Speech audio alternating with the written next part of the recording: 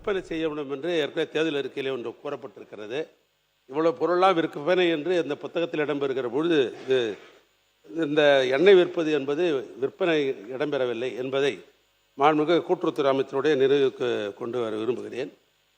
அதேபோன்று பொருள் 5 பக்கம் 43 5 ஏக்கருக்கு குறையாத நிலம் வைத்துள்ள விவசாயிகளுக்கு கூட்டுறவுகளில் வாங்கிய பயிர்க்கடன் முற்றிலுமாக தள்ளுபடி செய்யப்படும்.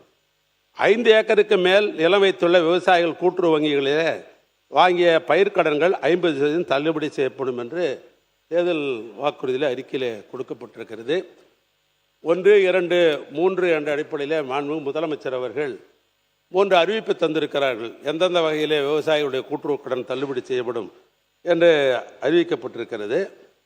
நம்முடைய உணவுத்துறை அமைச்சர்கள் கூட நிறைய ரேஷன் கடை இருக்கிற மாவட்டம் திருவண்ணாமலை மாவட்டம் என்று சொன்னார்கள். தமிழ்நாட்டிலேயே ஏறத்தாழ 860 ஊராட்சிகளுக்கு மேல் உள்ள ஒரு மாவட்டம் முழுக்க கிராம மாவட்டம். அந்த மாவட்டம் காஞ்சிபுரத்துக்கு பக்கத்தில் 7வது கிலோமீட்டரில் அப்துல்லாபுரம்ன்ற இடத்துல ஆரம்பித்தோம்னா அரூர் வரைக்கும் இருக்கும் அந்த மாவட்டத்தினுடைய நீண்ட நெடிய ஒரு மாவட்டம். அதனால தான் அவ்வளோ ரேஷன் கடை இருக்குது.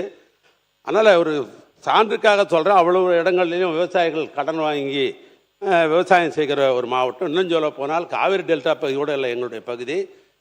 நிலத்தை பார்த்து வானத்தை பார்த்து விவசாயம் பண்ணுகிற பகுதி, மிக நடுத்தர விவசாயிகள் இருக்கிற பகுதி. அதில் குறிப்பாக பானை சோறுக்கு பருக்கு சோறு பரம் என்பதை போல 2 கூட்டுறவு சங்கங்கள்லேருந்து வந்த செய்தி. திருவண்ணாமலை மாவட்டத்தில் டீ கல்லேரி தொடக்க வேளாண்மை கூட்டுறவு வங்கியின் மூலமாக ஒரு செய்தி. 1/5/2025 முன் பயிர்க்கடன் பெற்ற சிறு குறு விவசாயிகள் 162 பேருக்கு கடன் தள்ளுபடி இன்று வரையும் செய்யவில்லை என்ற ஒரு செய்தி.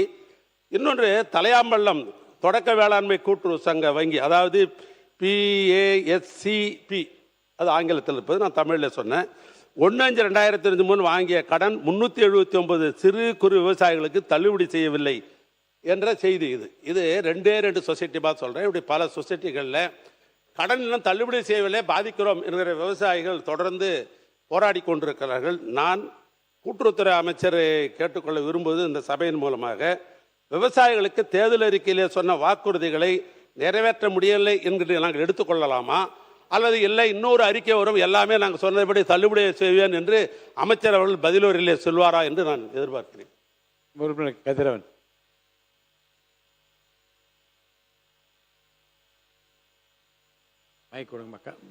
கதிரவன்.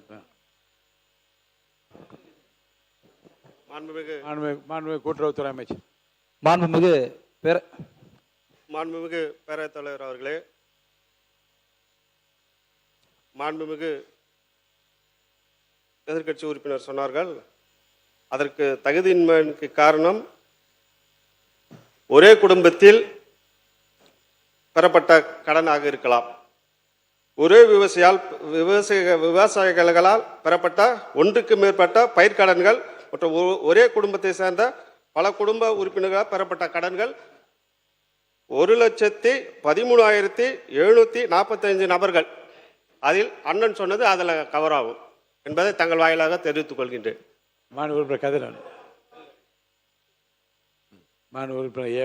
பேரவைத் தலைவர்களே, தேர்தல் அறிக்கையில் குறிப்பிட்டது அதெல்லாம் தேதி இதெல்லாம் சொல்லலை. 5 ஏக்கருக்கு குறைவாக நிலம் வைத்துள்ள விவசாயிகள் கூட்டுறவு வங்கிகளே வாங்கிய பயிர்க்கடன்கள் முற்றிலுமாக சிறு குறு விவசாயிகளுக்கு முழுமையாக தள்ளுபடும். அதுதான் உங்களுடைய வாக்குறுதி. அதனால தான் சொல்கிறேன் நான். மாண்புமிகு பொதுப்பணித்துறை அமைச்சர் அவர்கள். மாண்புமிகு பேரவைத் தலைவர் அவர்களே, எங்களுடைய மாண்புமிகு முதல்வர் தேர்தல் அறிக்கையில் கூறியதை அனைத்தையும் நிறைவேற்றுவார். அதில் எந்த விதமான கருத்து வேறுபாடுகளும் கிடையாது. மாண்புமிகு சட்டமன்ற உறுப்பினர் குறிப்பிடும் பொழுது ஒரு அரசியல் கண்ணோட்டத்துடனோ ஒரு அரசியல் மேடையில் இருக்கிற மாதிரியே இன்னும் பேசிக்கிட்டே இருக்கிறாரு. சட்டசபையில் ஒரு மானிய கோரிக்கையில இந்தந்த திட்டங்களை எப்பொழுது செய்யலாம்னு கேட்கலாம். தேர்தல் அறிக்கையில செய்வதை நீங்க செய்யாம விட்டுட்டீங்க, செய்வீங்களா? அந்த மாதிரி கருத்தைகள் வரும் பொழுது 200 தொகுதியிலும் வெல்வோம் சொல்ல திமுக விவசாய கடனை பத்தி பேசவே இல்லை, நாங்களும் சொல்ல முடியும். ஆனால் இந்த அவையை பொறுத்த வரைக்கும் விவாதங்கள் மானிய கோரிக்கை ஒட்டி அவர் பதிவு பண்ணிட்டாரு. தேங்காய் விவசாயிகளை பத்தி பதிவு பண்ணாரு. ஒவ்வொரு திட்டங்களும் 3 மாசம் தான் வந்திருக்கும். இப்ப வரைக்கும் 75,000 ரூபாய் வரைக்கும் கடன் தள்ளுபடி பண்ணியிருந்தாங்க. மாண்பு முதலமைச்சர் நேற்று 1 லட்சம் ரூபாய் வரைக்கும் தேர்தலுடைய விவசாய கடனை தள்ளுபடி பண்ணான்னு ஒரு மாபெரும் அறிவிப்பை நேற்று வந்து அனௌன்ஸ் பண்ணியிருந்தாங்க. விவசாய சங்கங்கள் வந்து கோரிக்கை கொடுக்கும் பொழுது அவங்க சொன்னது 75,000 1 லட்சம் ரூபாய் வரைக்கும் மேல கொண்டு போய், முன்னாடி 35,000 இருந்துச்சு, அதை 75,000 ரூபாய் மாத்த, 1 லட்சம் ரூபாய் வரைக்கும் கடன் வாங்கினவங்க 75,000 ரூபாய் மாத்த சொல்லி 40,000 ரூபாயை நேற்று வந்து இன்க்ரீஸ் பண்ணி கொடுத்திருக்காங்க. படிப்படியாக எங்களுடைய தேர்தல் அறிக்கைகளை தேங்காய் விவசாயிகள் உட்பட எல்லா விதமான படிப்படியாக நாங்கள் நிறைவேற்றுவோம் என்கிறதை பதிவு செய்கிறோம். கதிரவன்.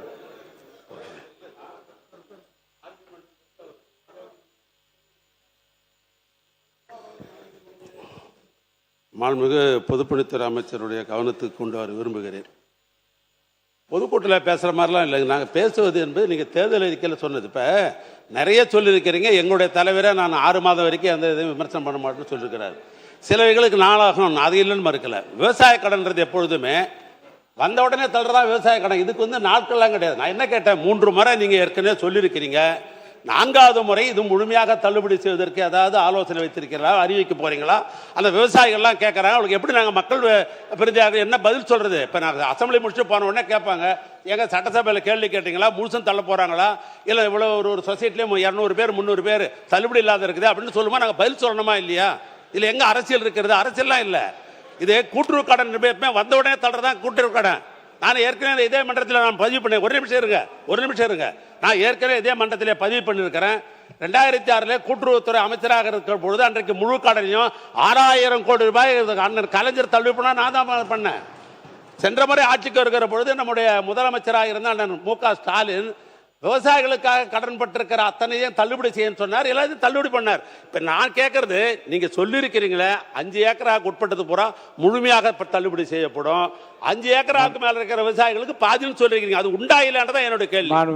பொதுப்பணித்துறை அமைச்சர் அவர்கள். மாண்புமிகு பேரவைத் தலைவர்களே, மூத்த உறுப்பினர் அரசியல் இல்லைங்கிறாங்க. அவர் பேசுறது எல்லாமே அரசியலுங்கிறது பொதுமக்களுக்கு தெரியும்.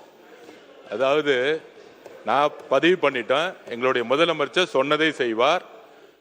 தேர்தல் அறிக்கைகளில் படிப்படியாக எல்லாம் சரி செய்யப்படும், சொன்னதை செய்வார்னு சொல்லிட்டோம்.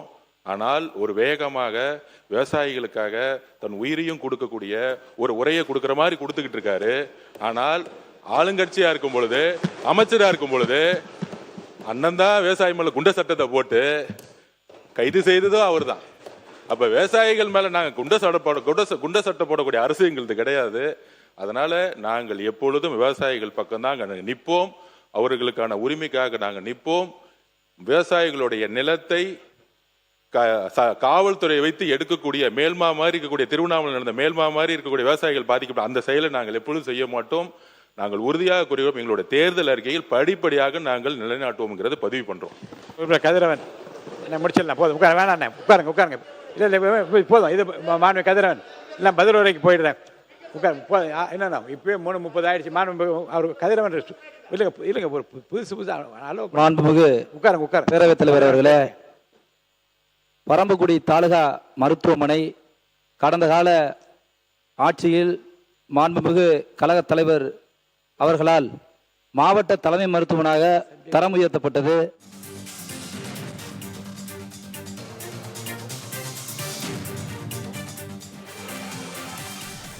சட்டப்பேரவையில் பயிர்க்கடன் தள்ளுபடி விவாதம் குறித்தான பேரவையில் பேசியதாவது, ஒரே வீட்டில் 1க்கும் மேற்பட்டோர் பயிர்க்கடன் பெற்றிருந்தால் ஒருவருக்கே கடன் தள்ளுபடி செய்யப்படும் என அமைச்சர் காந்திராஜ் தெரிவித்திருக்கிறார். தவேக தேர்தல் வாக்குறுதிகளை முதலமைச்சர் நிறைவேற்றுவார் எனவும் ஆதவ் அர்ஜுனா குறிப்பிட்டு பேசியிருக்கிறார். விவசாயிகள் மீது குண்டர் சட்டம் போட்டது திமுக அரசுதான் எனவும் அமைச்சர் ஆதவ் அர்ஜுனா குற்றச்சாட்டை முன்வைத்திருக்கிறார். அந்த காட்சிகளை நாம் பார்த்தோம்.